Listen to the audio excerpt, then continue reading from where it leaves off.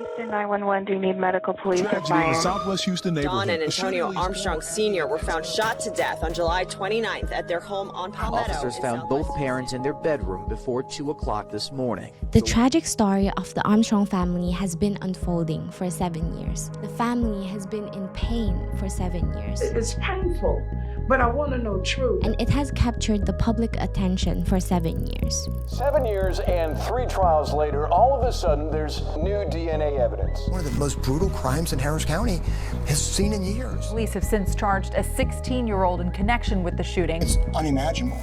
It took the authorities 3 trials to convict the suspect they believe was behind the murders. Their fight for justice is not Yet over. there's still people who believe the police put the wrong person behind bars. And I saw someone coming out, so I just took off back upstairs. I'm innocent. There was somebody else in the house that night. I've been diving deep into these news reports, investigation documents, and anything that I could find to understand why a 16-year-old boy would murder his parents in the middle of the night. Why after 2 mistrials, on the final one, A.J. Armstrong is convicted of capital murder.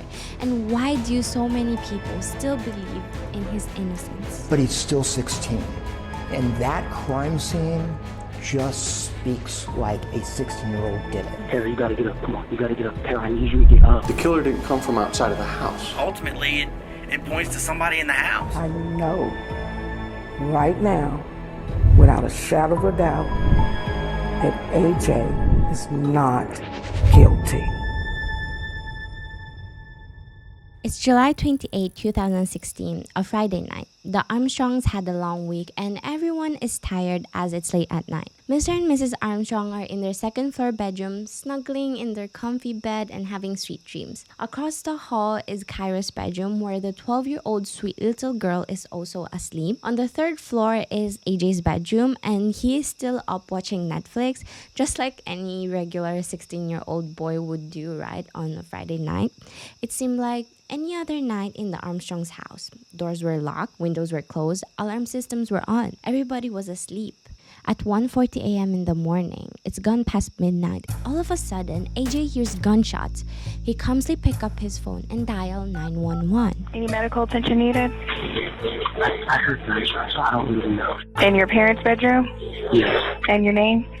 AJ. Police arrived minutes later, and they set up a perimeter around the house. The front door is still locked, and the police are kind of looking for signs of forced entry. Is this a home invasion, a burglary, or a robbery? What is this? The windows don't seem to be broken, and the front door is still locked, so nobody can get in or out. Okay, so the first instinct of the police is, of course, to keep the people inside safe. They want the kids to be safe. However, they can't get into the house because the doors are locked and the alarm systems are on. AJ and his sister run to the front door and AJ unlocks it. They're out safely and the police heads into the house. It's eerily quiet. They cautiously walk up to the 2nd floor, and when they open the door to the master bedroom, they find Don and Antonio lying next to each other with pillows on top of their faces. Don has been shot twice in the head while she was asleep. Next to her is her husband, Antonio Sr., who has been shot once in the head and is still fighting for his life, but within a few short hours, he too will pass away.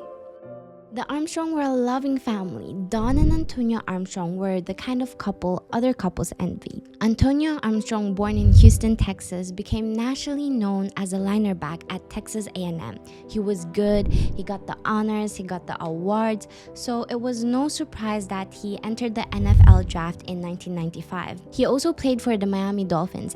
After retiring from football, he started a new career as a motivational speaker. He had a YouTube channel called Strong Talk. Antonio was just a nice, decent, down-to-earth guy, you know? He and his wife Dawn also owned a chain of fitness centers called First Call Training. We have everything you need to get fit and stay fit. Dawn and Antonio had 3 lovely children, Josh, AJ, and Kyra. Antonio and Dawn worked their asses off to give their kids the best and basically all the essentials to help their kids become successful themselves. They had it all, a tight-knit family, 3 wonderful children, and a successful business. Everything was going on the right path. But on July 29, 2016, this picture-perfect family was now shattered with both Antonio and Dawn were found shot in their bed. Just 11 minutes after detectives entered the house and examined the crime scene, they had already made up their minds. Within minutes, of walking out of that house, the Houston Police Department decided he was the suspect in this case. The police charged AJ, the 16-year-old son, with capital murder of his parents. They separated AJ and Kyra, handcuffed AJ right outside of the house, and bagged both of their hands to preserve any gunshot residue. AJ was accused of murdering his parents before all the evidence was even in. They knew nothing about the alarm system. They knew nothing about the physical evidence in the house. They knew nothing about the scientific testing. They knew nothing. But they anchored themselves immediately. Why? I just can't believe that a 16-year-old kid in the prime of his life would commit to such horrendous crime, killing his parents while they were asleep, and with his siblings sleeping just across the hallway. For me, this is just something I wouldn't want to believe. The police were on the case right away, and it got a lot of attention. As the investigation goes deeper, the lies started appearing on the surface. During the call between AJ and the 911 operator, AJ never mentioned an intruder in the house. He didn't scream, "Oh my God, there's a man in the house." But during the interrogation, they had it was like a mask, and like you could only see the eyes and the mouth. Why? Why now? Why did the story about a masked man appear only now? Wouldn't AJ be scared out of his mind when he sees a stranger in his house? I mean, like, stranger danger, right? He didn't even mention it when he was outside with the police on the night of the murder. His story about the intruder didn't match the evidence found. I don't know how they got out. I don't know which, because if they would have went out one of the doors, our alarm would have went off. So like my only guess is they had to have gone through a window, because those don't go off with our alarm system. Like, it's not like connected. None of the windows were broken, and the alarm system in the house wasn't disabled or broken. So yeah, how did the masked man escape without triggering the alarm? Evidence doesn't lie, but people do. Tell me who doesn't lie when they scared. AJ was scared when he was talking to those officers. You know, this is a 16-year-old kid. While gathering evidence, the police found the murder weapon, a gun, was left behind by the killer on the kitchen counter, and it's with a little note that's kind of like scribbled. Looked like somebody tried to be like, "Hey, I'm 4 years old and I read like this." The note says, "I've been watching you for a long time." And the surprising thing is, the gun that was used to kill Dawn Armstrong came from inside the house. And like my dad, his drawers, the closet, and under the bed is like off limits. So like, I've never gone in there or like seen it or anything like that, except for when he brings it out. So like I don't know where he was keeping the gun at the time, but I know he keeps it in one of those three places. Why risk using the gun from the master bedroom and risk waking up the parents? The masked man, as seen by AJ, would have had to know where Antonio kept the gun at from the three hiding places AJ mentioned, right? The drawer, the closet,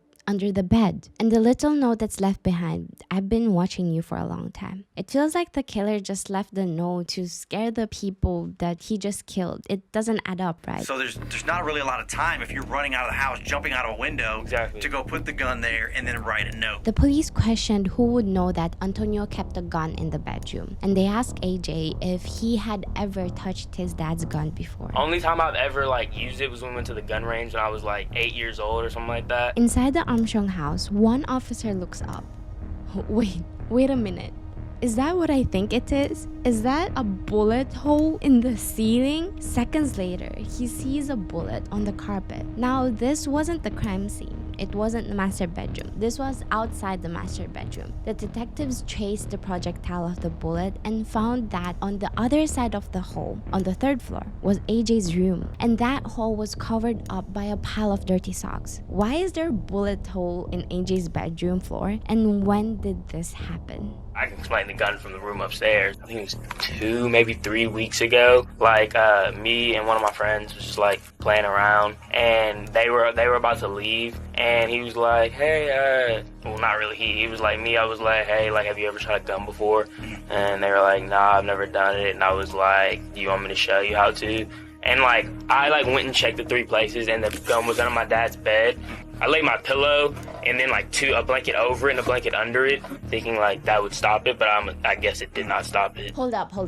AJ told the officers earlier that he never touched his dad's gun before. But apparently, weeks before the murder, AJ showed off the weapon to a friend. The key detail here is that AJ had shot through a pillow, just as the killer did, using a pillow as a silencer when murdering Dawn and Antonio. And why'd you shoot it into a pillow? Like I saw that on movies. I thought that like stops the bullet. So like that's what I did. Okay. Okay. Is this pure coincidence, or was AJ doing a test fire?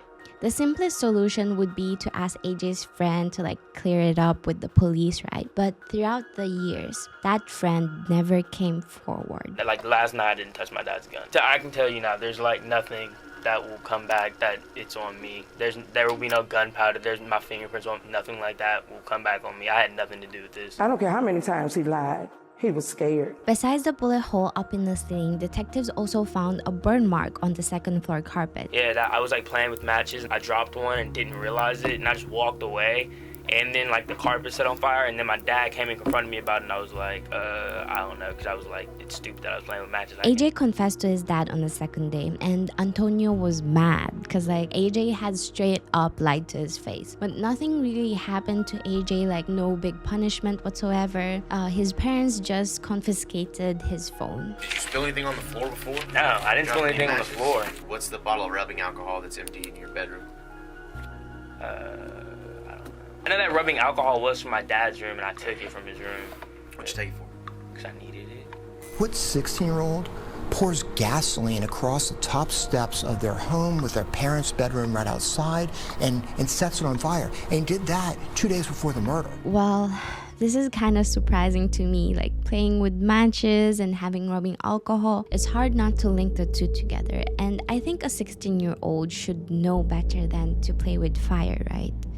So while AJ is sitting in juvie jail, some masked man broke into the gym his family owned, stealing only the computers. It's as if they knew exactly what they were after. The timing of this robbery is very suspicious, right? But the police said nope, just opportunistic people who broke into the gym because they knew the owner were dead. They knew the place would be easy to break into, and they just decided to, hey, let's break into this gym and steal their computers. So that's that. A lot of the evidence pointing towards AJ is circumstantial. There are no fingerprints or DNA on the murder weapon or the note left behind, no gunshot residue on AJ's hands, no blood spatter on him, and the break-in and entry was a dead end. All the evidence did point to someone with intimate knowledge of the house. It was also just nothing definitive pointing towards AJ, evidence-wise. The tests don't answer all the questions. When you haven't done anything wrong, how much do you have to show I'm not guilty?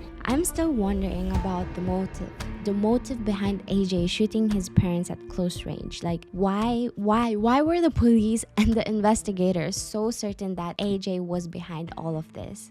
Leading up to the first trial, evidence was shared with AJ's defense team, including everything that would be used against him. One particular piece of evidence stood out, an interview that could change the course of AJ's life. A woman named Maxine Adams, a close friend of Don and Antonio, contacted the police 5 months after the murder. That there was only a prostitution ring that my husband, my sister-in-law, Antonio, and another individual were all involved in during this time. I'm nervous that the more I push or the more I share, that it can end up the way Antonio was. Son is obviously the suspect right now, but that whole thing is just shady.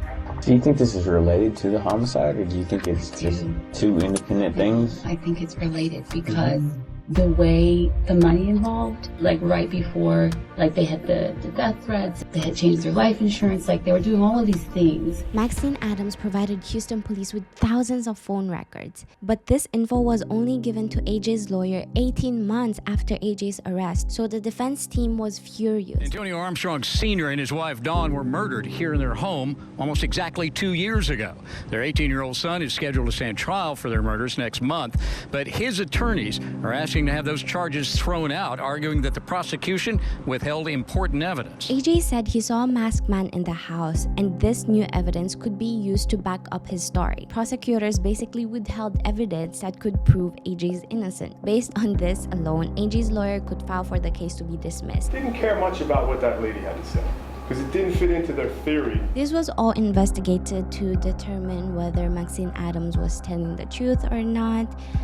but the things that she mentioned were kind of vague and there wasn't much evidence to support them. She couldn't remember the name of the private investigator she hired to prove her suspicions. She couldn't remember who told her that Antonio Armstrong was receiving death threats and had changed his life insurance. At the same time, I keep wondering if this prostitution ring is connected to the break-in at Antonio's gym.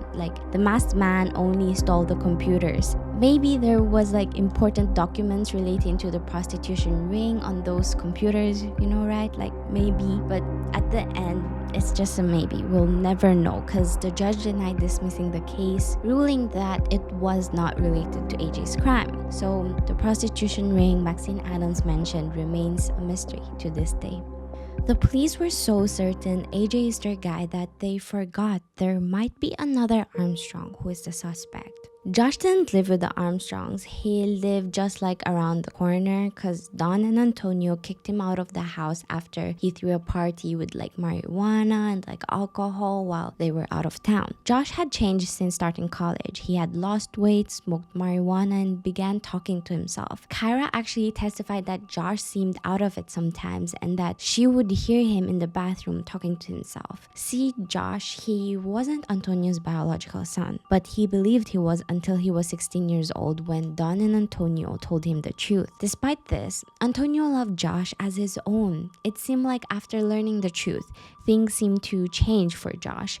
He had some severe mental health issues that only got worse as he got older, especially after the tragic event of his parents. Josh would say he'd been there and he's seen his parents die. He even made a list of people who could be the suspects. He even included himself in the list. He would also know about the alarm system, Antonio's gun, and everything about the house, but the police never treated Josh as a suspect. I've talked to his girlfriend. He was there with her at the time of this. Dead end again. Josh has an alibi. Despite Josh's issue, he still had a very close relationship with his mom. The text messages between the two of them are so sweet. Dawn would talk about her frustrations with Josh. I don't know what I did wrong as a mom.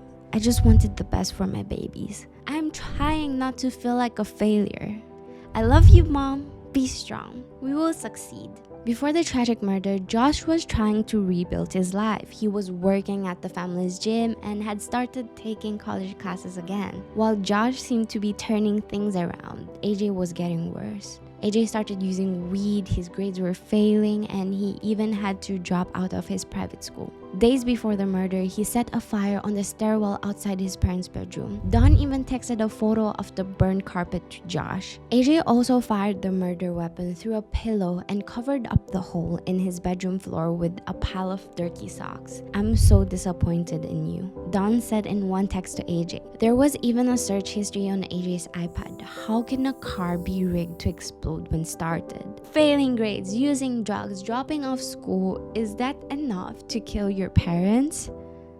In March 2029, the first trial began, and a month later, the judge declares it a mistrial. We are unable to arrive at a unanimous verdict. The same thing happened in the second trial in October 2022, another hung jury. The case has dragged on in court for so many years. AJ spent 8 months in juvie jail and his junior year of high school in a cell. No football games, no prom, no graduation. Jail was very, very hard. I had many sleepless nights, just not being able to be around my family. Only having 10-minute phone calls a week. It was just hard, and hearing my little sister on the phone, it was just tough to deal with. By now, AJ is 22 years old, a father to a little boy, and married the woman who was his girlfriend at the time of the murders. However, things don't just end here. It's not yet happily ever after for AJ and his family. In the same year, November 2022, prosecutors announced a third trial, and it's going to begin on July 2023. Because we believed he killed his parents, and he killed 2 people.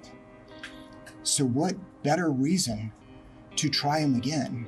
When I heard that they made the decision that they were going to try AJ for the 3rd time, I thought it was complete. It's been 6 years, it's been 2 trials, it's been 40, 50 witnesses. It's been probably millions of dollars of expenses by the district attorney's office. It's time to let this young man go. It's July 2023 and the third trial begins. Crime scene officer Sergeant Jimmy Jones takes the stand. He was the person in charge of collecting and photographing all evidence from the Armstrong house. So like all the evidence that we're seeing right now would have come through him. So why are we talking about the officer here? Because he wasn't very thorough with his job. The officer only swabbed 3 things: a light switch, Antonio Sr.'s drawer, and another drawer inside the home. He didn't collect DNA from the motion sensors or like the alarm systems, which is kind of a big deal in this case. He didn't collect DNA from doorknobs anywhere inside or outside the house. Like, I'm pretty shocked at what HPD didn't do, because I would think for all of these to be like standard procedure, or maybe I've just watched too much CSI. Okay, regardless of maybe how incompetent the crime scene officer was, there was one evidence that really changed the course of AJ's life. The trial is about to begin. The judge comes in and says, okay, something just happened out of the court's control and we have to delay today's hearing. Everybody in the courtroom was so confused, like, what's happening? What's going on? Back in Houston Police Department, Celestina Rossi, a blood spatter expert, is going through the bloody pillows, AJ's t-shirts, pants, and sandals collected on the night of the murder. Rossi lays out AJ's gray t-shirt and she lifts the name tag sticker, something no one had done before in the last 7 years. So the sticker is like a visitor pass when somebody goes in the police station for a questioning. When lifting the sticker, something caught her attention. What appeared to be an almost reddish brown stain touching the bottom of the police sticker, and more can be seen in the middle. So Rossi tested that and it was actually blood, and it confirmed that the blood is very likely from Antonio Armstrong Sr. It is my opinion that as Dad is trying to breathe, his airways are filling up with blood. That breath puts these spotters into flight. Those stains landed on AJ's shirt when he was placing the pillow over his dad's head, and they stayed there until this sticker was placed on there, which preserved those stains. Wait, 7 years later, the investigators are still finding new evidence.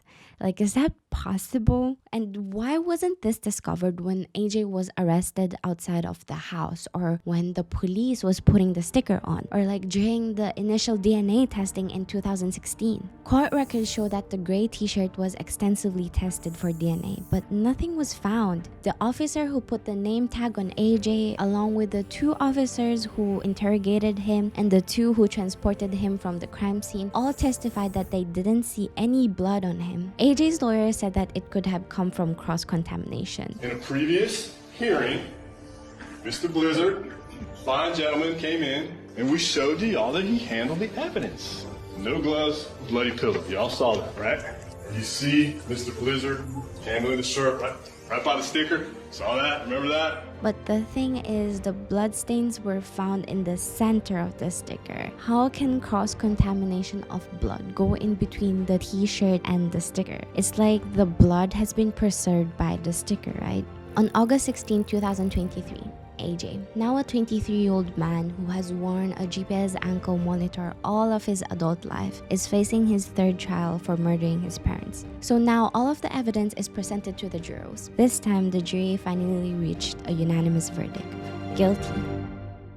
For 7 years, we watched AJ Armstrong essentially grow up in the halls of this courthouse. He was 16 years old when I saw him arrested outside of his home in Southwest Houston. Now 23, he is a convicted killer. What made the jurors decide on a guilty verdict? Because the only difference between the 2nd and the 3rd trial was the DNA evidence that miraculously found 7 years later. The jurors said it was the 911 call, AJ's interrogation tape, the test fire, he tried to set up his parents' house on fire. Those were the things that mattered to the jury, not in fact the new blood evidence.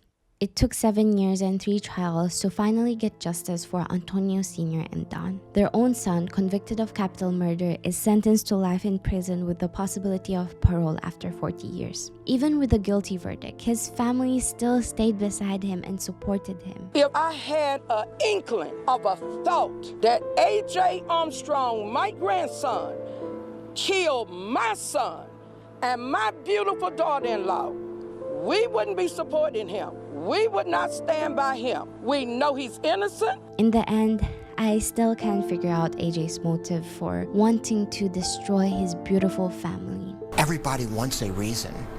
Sometimes certain offenders, certain murderers, notorious murderers, there's not a reason. They just want the person dead. That's the end of this video, guys. I'd like to take this moment to extend my condolences to the Armstrongs for everything they had to endure. I hope this verdict truly brings justice for Antonio Sr. and Don. And thank you for watching till the end, and I hope you leave a comment sharing your thoughts about this case, whether you believe AJ was rightfully convicted or not. Bye guys, see you in the next one.